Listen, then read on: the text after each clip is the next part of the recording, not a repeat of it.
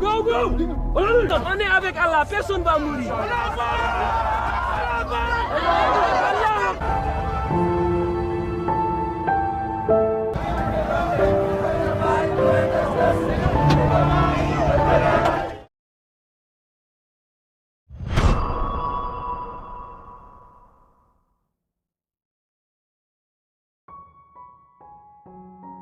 Kisah dimulai dari bocah yang bernama Sedo yang baru berumur 16 tahun. Ia bersama ibu serta adik-adik perempuannya hidup sangat sederhana di sebuah perkampungan negara Senegal.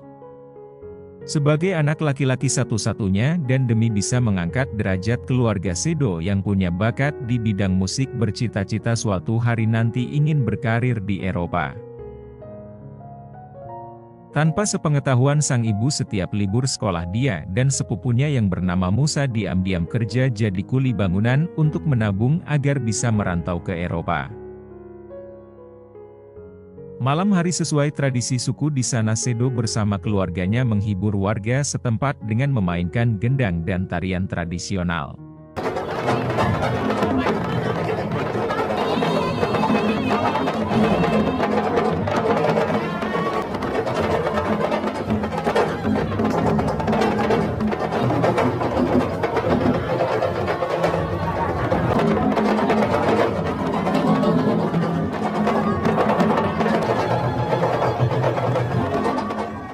Kemudian selesai acara, Sedo menghampiri dan memuji tarian ibunya. Di saat ibunya tersipu malu inilah dia meminta izin agar diperbolehkan merantau ke Eropa dengan alasan ingin membantu perekonomian keluarga. Namun seketika wajah sang ibu berubah serius dan langsung menolak permintaan Sedo. Sang ibu menjelaskan perjalanan ke Eropa bukan perjalanan yang mudah, terlebih saat melewati gurun pasir dan lautan yang berbahaya. Selama ini memang banyak orang yang mencoba, namun pada akhirnya hanya segelintir saja yang berhasil selamat, sedangkan sisanya tewas di tengah jalan. Karena sang ibu menjadi sangat marah dan tampak sangat sedih. Sedo akhirnya mengaku kalau dirinya hanya bercanda lalu meninggalkan ibunya yang masih terus marah-marah.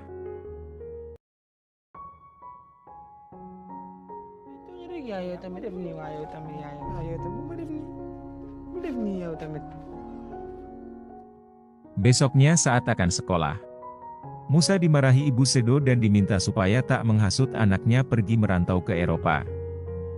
Dengan ekspresi tenang, Musa mengaku tak tahu apapun soal pergi ke Eropa dan ia juga merasa hidupnya di Senegal sudah sangat cukup, jadi tak mungkin macam-macam untuk pergi ke luar negeri. Setelah keduanya berada cukup jauh dari rumah, Musa protes ke Sedo karena dianggap membahayakan rencana merantau mereka yang sudah susah payah disusun selama 6 bulan terakhir. Sedo kemudian membela diri bahwa dia hanya merasa kasihan ketika membayangkan harus meninggalkan ibunya dan adik-adiknya. Mendengar itu, Musa menegaskan kalau Sedo punya penghasilan dan bisa memperbaiki taraf hidup keluarga dan bisa membahagiakan sang ibu nantinya, maka semuanya tentu akan baik-baik saja. Malamnya selesai kerja bangunan, Sedo membantu ibunya di pasar. Sambil jaga lapak, Sedo dan Musa kadang-kadang nulis lirik lagu, sambil sesekali menyanyikannya dengan teman tongkrongannya di pinggir jalan.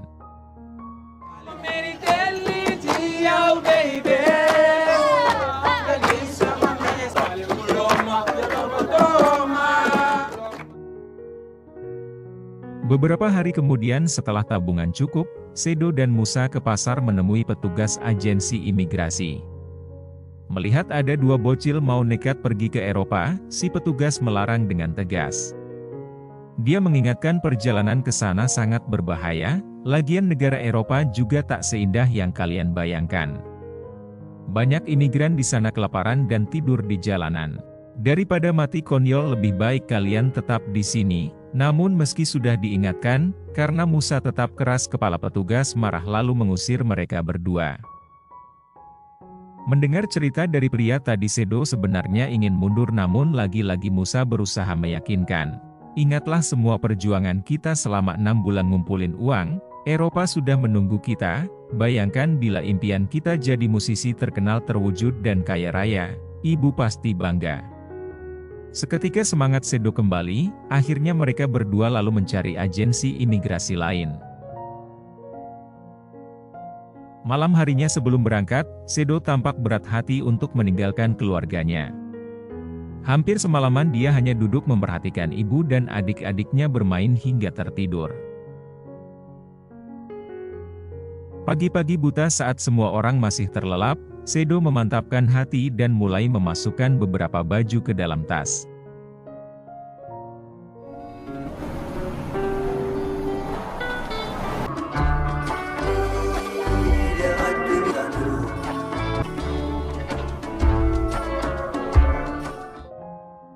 Kini perjalanan mereka dimulai. Dari Dakar, Senegal mereka menaiki bus menuju Mali. Di awal perjalanan Sedo tampak lebih banyak melamun, namun Musa bisa menghibur saudaranya itu sehingga kembali ceria.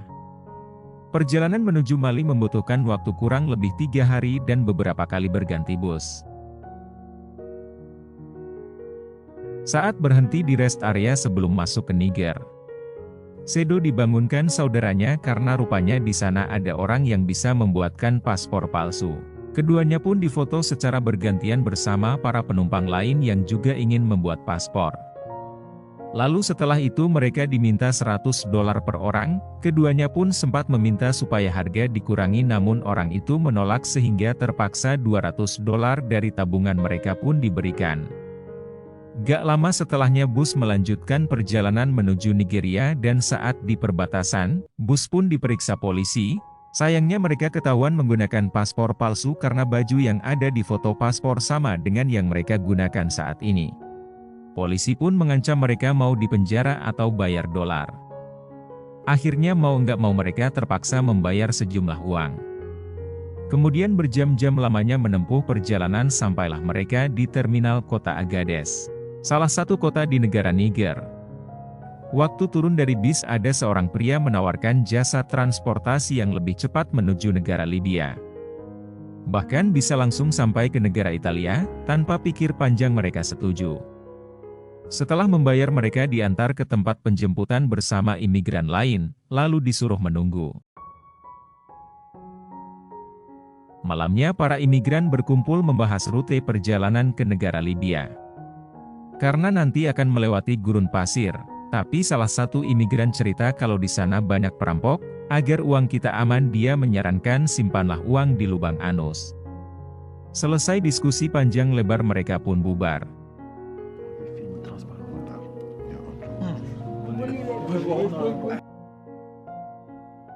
Besok paginya selesai belanja perlengkapan untuk perjalanan nanti. Karena gak mau uangnya dicuri perampok, Musa mengikuti saran pria semalam.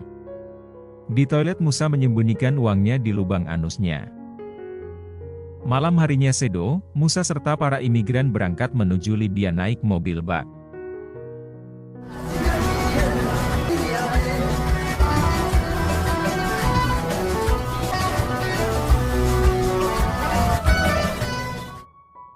Di tengah perjalanan itu awalnya semua berjalan normal sampai kemudian mereka melewati jalur yang terjal dan mobil itu tetap melaju dengan sangat cepat, sampai-sampai ada seorang imigran yang terjatuh.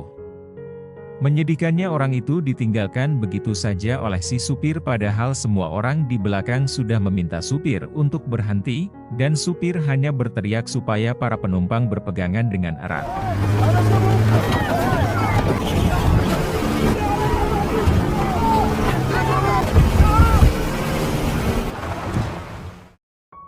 Setelah 1 hari perjalanan semua imigran lalu diturunkan paksa di tengah gurun pasir. Ternyata mobilnya tak mengantar sampai ke Libya.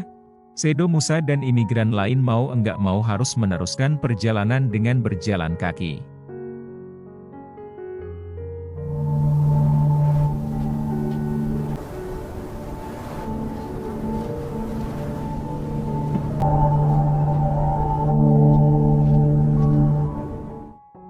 Akibat dehidrasi parah ada ibu-ibu tak sanggup lagi berjalan. Waktu mendengar ada yang minta tolong, Sedo bergegas menghampiri. Namun meski sudah diberi minum, si ibu masih tetap kelelahan bahkan pingsan. Saat Musa teriak hendak minta tolong, rombongan sudah semakin jauh.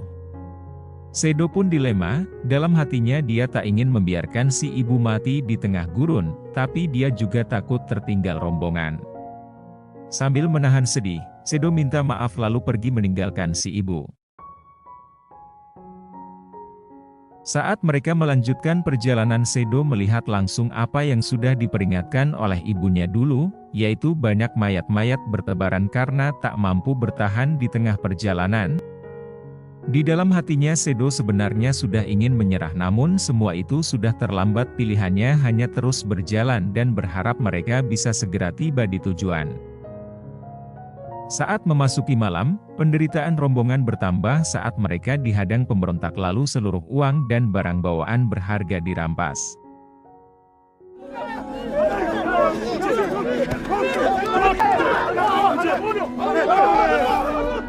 Come on! Come on! Tunggu! Mana masuk? Tidak berhenti sampai di situ saja, mereka ternyata sudah menyiapkan cairan dan pencuci perut, supaya jika ada orang yang berusaha menyembunyikan uang di lubang belakang maka dia akan ketahuan.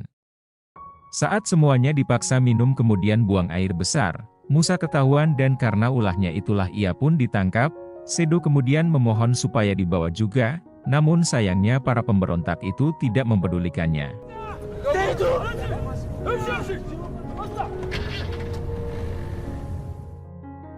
Esok paginya perjalanan Sedo dan imigran lain kembali berlanjut hingga akhirnya sampai di sebuah titik di mana mereka ditunggu sebuah truk, namun mereka tak tahu kemana arah tujuannya. Sesampainya di kota Sabah, Libya, ternyata semua imigran dibawa ke markas sindikat perdagangan manusia. Namun bukannya terbebas dari masalah, mereka ternyata dibawa ke sebuah penjara yang sepertinya sudah lama tak dipakai. Para imigran satu persatu didata dan dikelompokkan sesuai negara asal mereka. Ada yang berasal dari Kongo, Kamerun, termasuk Senegal, negara asal Sedo. Kelompok-kelompok ini kemudian didatangi seorang pria yang mengaku sebagai perantara. Pria ini pun menjelaskan bahwa mereka saat ini sedang diculik dan hanya bisa bebas jika memberikan nomor telepon keluarga dan meminta uang tebusan. Karena belum ada yang merespon, pria perantara itu membawa kelompok Sedo ke sebuah ruangan penyiksaan. Di dalam ruangan itu banyak tergeletak mayat yang tak diurus dan banyak juga yang sedang disiksa karena tak mau memberikan nomor telepon keluarga mereka.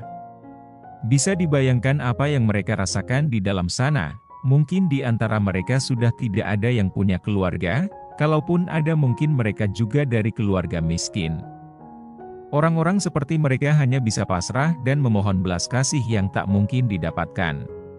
Melihat kengerian pada saat itu, tentu saja ada beberapa imigran dari kelompok Sedo yang mulai mau memberikan nomor telepon. Sedo sendiri hanya bisa diam ketakutan karena tak mungkin juga ibunya yang miskin mampu membayar uang tebusan. Pada akhirnya dia disiksa dengan cara dipukuli sampai babak belur dalam posisi digantung terbalik. Setelah semalaman disiksa, besoknya Sedo dipenjara bersama tahanan lain untuk dijual sebagai budak. Kini dengan tubuh yang penuh luka, Sedo teringat segala dosa-dosanya pada sang ibu. Saat sedang merenung, ada pria tua menyapa Sedo lalu curhat dia menyesal telah menjadi anak yang durhaka. Ia sangat rindu dengan ibu, rindu mendengar omelannya, rindu melihat tawanya, pasti sekarang ibu sangat mengkhawatirkannya. Jika Sang Maha Kuasa memberinya kesempatan, dia ingin sekali menemui ibu dan meminta maaf sedalam-dalamnya kepada ibu. Lalu ketika tidur pun Sedo terus-menerus mengigau memanggil-manggil nama ibunya. Seorang pria bernama Martin kasihan dan berusaha menenangkan Martin lalu memberi minum dan memperlakukan Sedo seperti anaknya sendiri.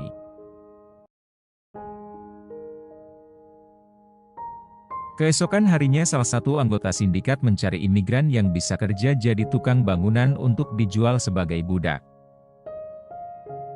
Demi bisa keluar dari penjara, Martin mengajak Sedo mengajukan diri, dan waktu proses pemilihan ada pembeli yang tertarik dengan Martin, namun karena tak ingin meninggalkan Sedo, Martin minta Sedo dibeli juga.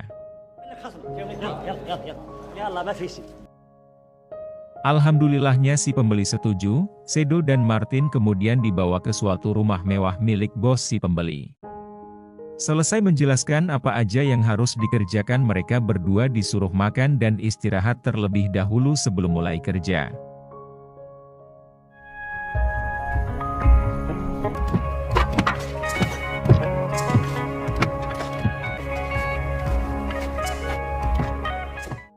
Sorenya selesai kerja, Martin nunjukin foto keluarganya ke Sedo. Di tengah obrolan Martin bilang umur Sedo sama persis dengan putranya, jadi dia sudah menganggap Sedo seperti putranya sendiri. Sedo juga cerita dia baru aja kehilangan sepupunya karena diculik pemberontak di gurun pasir. Sekarang dia sebatang kara. Mendengar itu Martin mencoba menyemangati Sedo, ia yakin suatu hari nanti kalian pasti akan bertemu lagi. Hari demi hari berlalu, setelah beberapa waktu bekerja, rumah mewah itu pun sudah memiliki tembok pagar yang kokoh dan rapi. Pria yang membeli Sedo kemudian mengabarkan kalau pemilik rumah sangat senang dengan kinerja mereka berdua.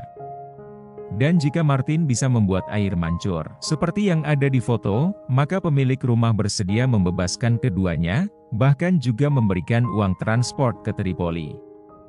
Mendengar itu Martin pun sangat senang dan mengatakan ia bisa membuat kolam yang lebih bagus dari yang ada di foto tersebut. Hari selanjutnya mereka bekerja dengan lebih bersemangat lagi, dari mulai menggali lubang kemudian dilanjutkan memasang batako sampai akhirnya pemasangan keramik yang disusun serapi mungkin. Keduanya berusaha keras memberikan hasil terbaik agar kesempatan mereka untuk bisa pergi ke Italia semakin besar.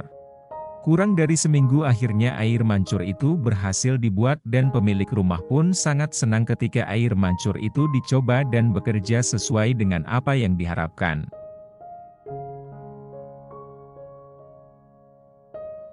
Beberapa hari kemudian Martin dan Sedo sudah sampai di Tripoli, ibu kota Libya. Di hari mereka tiba keduanya langsung menuju pemukiman para imigran untuk mencari keberadaan Musa. Tapi sayangnya setelah hampir seharian bertanya tidak ada seorang pun yang melihat atau mengetahui tentang Musa. Martin juga tak bisa bersama Sedo terlalu lama karena harus menuju Napoli untuk menemui temannya yang sudah lebih dulu tinggal dan bekerja di sana. Sebelum berpisah Martin sempat mengajak Sedo untuk ikut namun dia menolak karena masih tetap ingin mencari sepupunya. Lalu dari informasi yang didapat Sedo pun pergi dari satu pemukiman ke pemukiman imigran lainnya mencoba mencari Musa. Ibrahim. Senegalais, untuk Musa.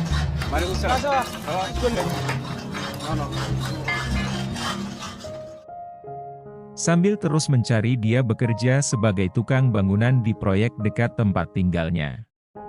Di situ dia pun mulai kenal banyak orang Senegal dan kabar Sedo mencari sepupunya pun menyebar sehingga secara tidak langsung dia dibantu sesama orang Senegal yang menyebar di Tripoli. Pada suatu siang saat bekerja seorang tukang meneriaki Sedo dan mengabarkan bahwa ada sekelompok warga Senegal yang baru saja datang. Detik itu juga Sedo langsung berlari dengan harapan di antaranya ada Musa. Setelah satu persatu dicek, penantian Sedo pun akhirnya berakhir. Musa ternyata ada di antara kelompok itu, walau kondisinya sangat memprihatinkan, kakinya terkena tembak saat melarikan diri dari penjara dan mentalnya pun sedikit terganggu. Dulu Musa yang paling semangat ingin sampai ke Italia tapi setelah kondisinya seperti itu ia malah ingin pulang ke Senegal. Tentu saja untuk bisa kembali dalam kondisi seperti ini adalah hal yang tidak mungkin. Sedo berusaha menenangkan Musa dan meyakinkan bahwa mereka tinggal sebentar lagi sampai ke Italia. Sedo lalu membawa Musa menemui dokter kenalannya yang bekerja di proyek juga. Saat diperiksa agar tak infeksi, dokter meminta Sedo segera membeli antibiotik dan obat pereda nyeri di tukang cukur rambut.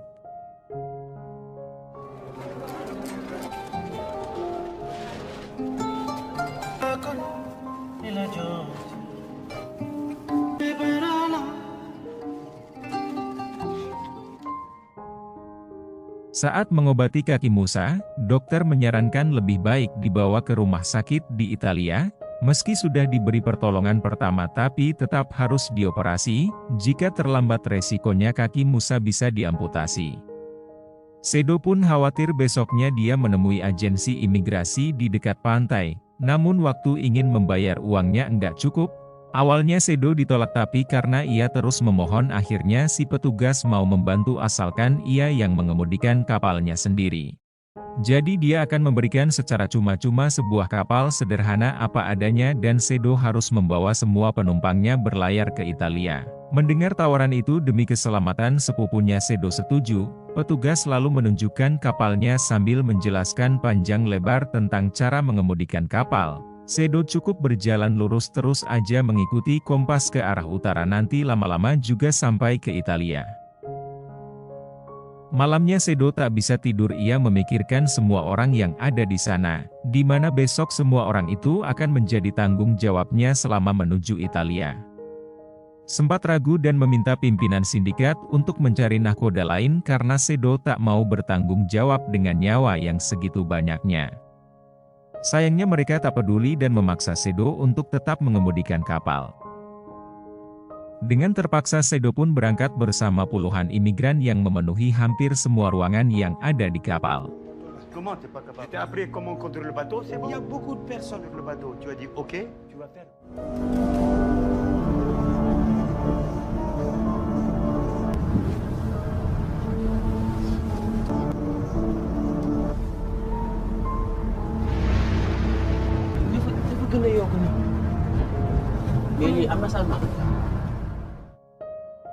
Malam pertama di perairan Mediterania berjalan cukup lancar karena arus air lumayan tenang sehingga Sedo hanya fokus pada arah yang sudah diberitahu sebelumnya.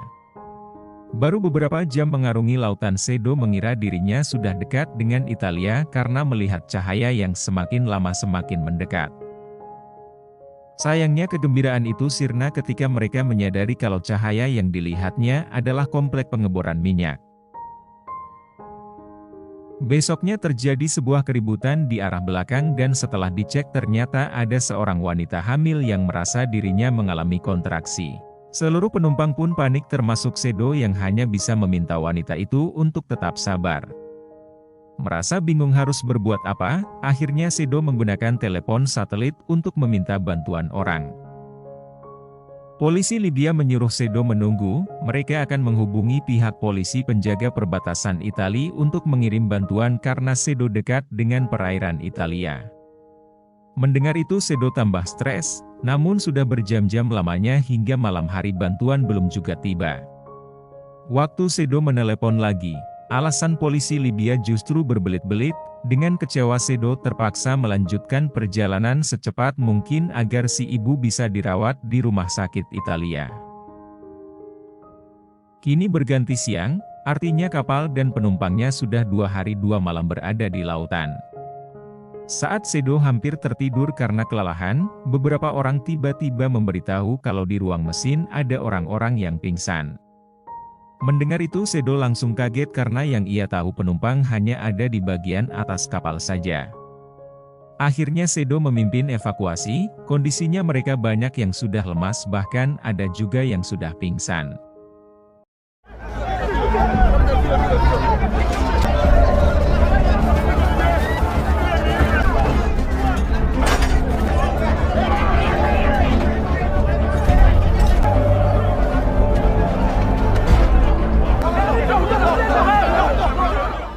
Setelah semuanya di atas mereka langsung disadarkan dan diberi air minum. Ruang yang semakin sempit ditambah jatah air minum yang semakin berkurang membuat keributan kembali terjadi. Hingga akhirnya Sedo terpaksa harus berteriak-teriak untuk menenangkan keadaan.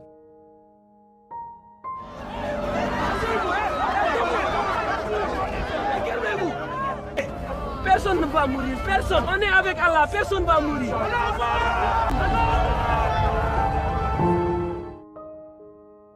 Setelah kondisi terkontrol Sedo kembali ke ruangan kemudi dan melanjutkan tugasnya. Kapal terus berjalan lurus hingga pagi hari dan di momen ini tampak wajah Sedo sudah sangat lusuh karena kelelahan mengemudikan kapal selama 3 hari tanpa henti. Suasana di luar pun cukup teduh sehingga para penumpang masih tertidur dengan nyenyak. Kapal kini telah sampai di wilayah perairan Italia. Si ibu juga ternyata sudah melahirkan dengan selamat dan pagi itu daratan Italia mulai terlihat di depan mata. Akhirnya penantian berhari-hari Sedo dan imigran lain telah tiba.